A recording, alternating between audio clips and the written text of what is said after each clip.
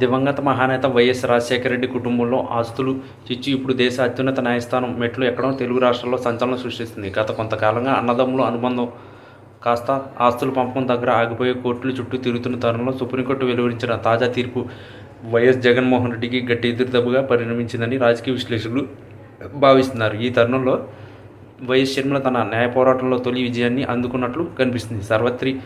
Saraswati power సహా ఇతర కుటుంబ ఆస్తుల విషయంలో జగన్ వేసిన పిటిషన్లను తోసిపుచ్చుతూ షర్మిలకు అనుకూలంగా వెలువరించిన ఈ నిర్ణయం వైఎస్ఆర్ కాంగ్రెస్ పార్టీ శ్రేణులను విస్మయానికి గురిచేసింది. ముఖ్యంగా తండ్రి బతికి ఉన్నప్పుడే ఆస్తుల విభజన జరిగిందని జగన్ వర్గం వాదిస్తుండగా అది కేవలం అవగాహన ఒప్పందం మాత్రమేని, ఆస్తులు ఇంకా అధికారికంగా పంపిణీ కాలేదని షర్మిల వాదన.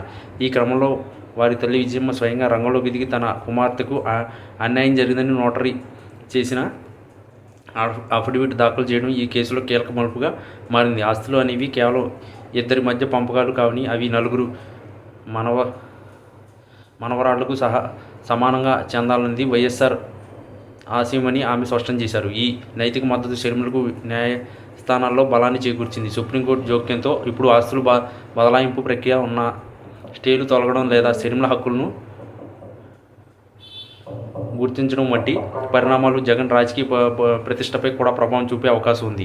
ఈ న్యాయ పోరాటం కేవలం కుటుంబానికి పరిమితం కాకుండా రాజకీయ రంగు పులుముకోవడం గమనార్హం. ఒకవైపు ఆంధ్రప్రదేశ్ కూటమి ప్రభుత్వం అధికారంలో ఉన్న తరుణంలో సొంత చెల్లెలు మరియు తల్లితోనే జగన్ న్యాయ పోరాటం చేయాల్సింది రావడం ఆయనకు ఇబ్బందికరంగా మారింది. షర్మిల కాంగ్రెస్ పార్టీ పగ్గాలు చేపట్టిన తర్వాత ఈ వివాదం మరింత ముదిరింది. తండ్రి సంపాదించిన ఆస్తిలో తనకు రావాల్సిన వాటాను అడగడం తన హక్కు అని ఆమె గట్టిగా వినిపిస్తున్నారు.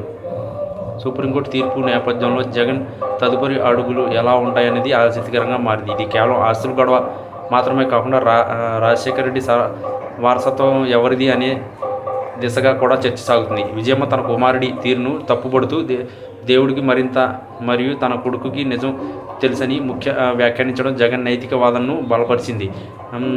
ఒక అన్నగా తన బాధ్యతను జగన్ విస్మరించారని షర్మిల చేస్తున్న ఆరోపణలకు కోర్టు తీర్పు తోడవడం రాజకీయంగా వైఎస్ఆర్సీపీకి గడ్డుకాలమే అని చెప్పాలి.